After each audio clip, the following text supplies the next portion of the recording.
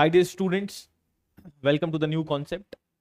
देखो, कॉन्सेप्ट तो नहीं कहूंगा इसको, मैं इसको कहूंगा एक ऐसा करंट टॉपिक जिस करंट टॉपिक से आपके स्टैटिक क्वेश्चंस होने वाले हैं। Recently most of the students who are preparing for UPSC और SSC, they have seen this news, this is the news of yesterday itself, कि भाई 32 साल का जो इंतजार था वो खत्म हुआ and the final agreement regarding the river Yamuna between Haryana and Rajasthan have been signed. Rajasthan और हरियाणा के बीच में यमुना नदी को लेकर जो 32 साल का विवाद था, उसको अमित शाह के द्वारा चेयर की गई एक कमेटी के अंदर सॉल्व करा दिया गया है। अब न्यूज ये है, हमें इस पे इतना फोकस नहीं करना। What is the story behind this news? Why the river dispute become the main challenge for the Indian federal structure? How many river disputes are existing in India? How the disputes are resolved? Is it Supreme Court who intervenes in that, or is it the power of Parliament which makes the act as per the time, or any other authority in India जो इस dispute को solve कराती है? But for this we have to begin our story. जो ये 32 years का river Yamuna का water dispute था, this is not a dispute between Rajasthan and Haryana itself.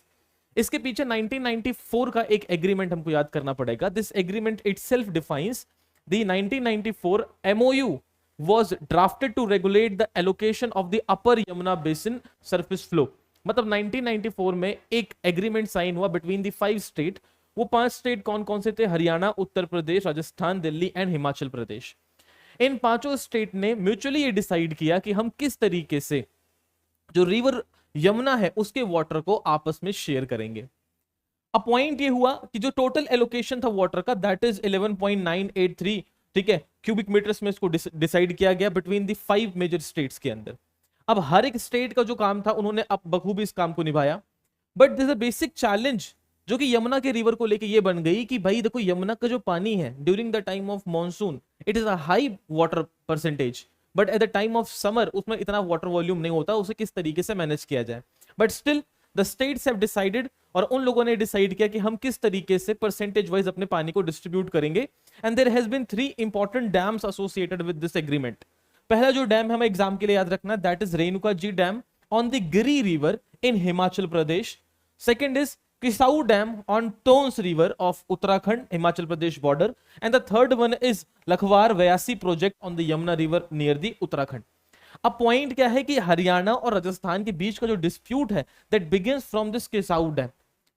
अब हरियाणा ये कहता है कि भाई देखो, हमें कोई दिक्कत नहीं है कि हम अपने स्टेट के थ्रू से पानी राजस्थान को प्रोवाइड करा देंगे, but there are certain concerns of agriculture कि अगर हम वाटर को यूज करेंगे अपने पर्टिकुलर स्टेट से तो हमें कई सारी एग्रीकल्चर फील्ड्स को खत्म करना पड़ेगा वहां पे कैनाल बनाने के लिए. दूसरा, कई सारे ऐसे सेटलमेंट्स होंगे, उनको हमें रीलोकेट करना पड़ेगा उस पर्टिकुलर प्लेस से जहां से वो रिवर पास होगी या जहां से वो कैनाल वो पास कराएंगे for sharing of water. And Rajasthan का ये डिस्प्यूट है कि 1994 के बाद में जो एग्रीमेंट हुआ, उस एग्रीमेंट के अंदर हमको क्लियरली ये नहीं बताया जा रहा कि कितना मेट्रिक वॉल्यूम ऑफ वाटर हमको दिया जाएगा, कितनी परसेंटेज ऑफ शेयरिंग हमको मिलेगी, कितना पैसा हमको लगाना चाहिए. ये कुछ भी क्लियर नहीं राजस्थान के लिए. और हरियाणा और राजस्थान इस चक्कर में इस डिस्प्यूट पे आ गए. बाकी डिस्प्यूट ये नहीं है कि कौन यमुना को ऑन करेगा, कौन यमुना के पानी को होल्ड करेगा. The dispute is implementation of the agreement of 1994. Rajasthan को अपना कोई खास बेनिफिट सीक आउट नहीं हो रहा. अगर राजस्थान ये कह रहा है कि ज्यादा पैसा अगर हम ही लगा देंगे, so what is the benefit of that? So what Rajasthan is saying, उनका अपना स्टैंड क्या है? Clarity on how much water is we are going to get it. दूसरा, clarity on how much electricity it would receive. Third, a fair formula for how much money each state should pay for the construction of that particular dam.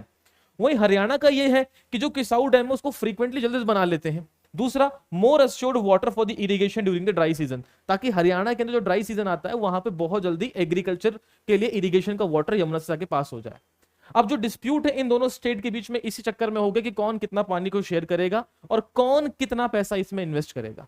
So according to, फिर political crisis शुरू हुई just because of this 32 years of dispute between Haryana Rajasthan begins, and finally 2026 में इसको अभी कल कहीं जाके resolve किया गया. And both Haryana CM and Rajasthan CM and the जल शक्ति ministry Amit Shah, all 4 came together and have completed the pact understanding कि भाई कितना वॉल्यूम हम शेयर करेंगे. Now this is complete news.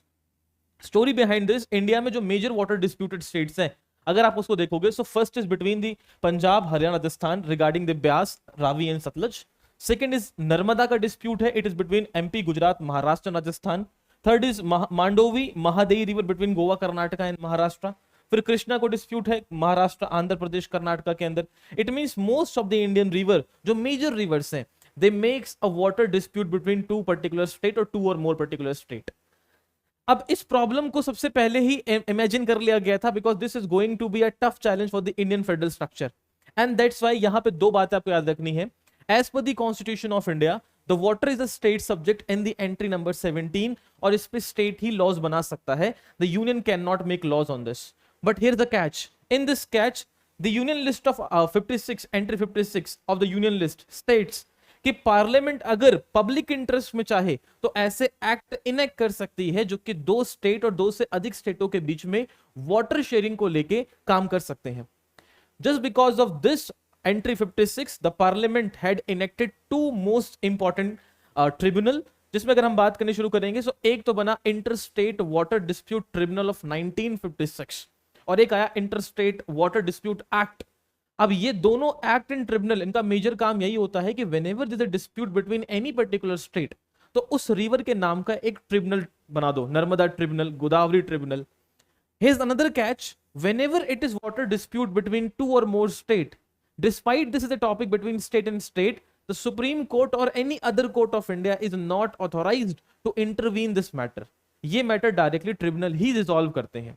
And for the another catch, the tribunal was not official or originally part of the Indian Constitution.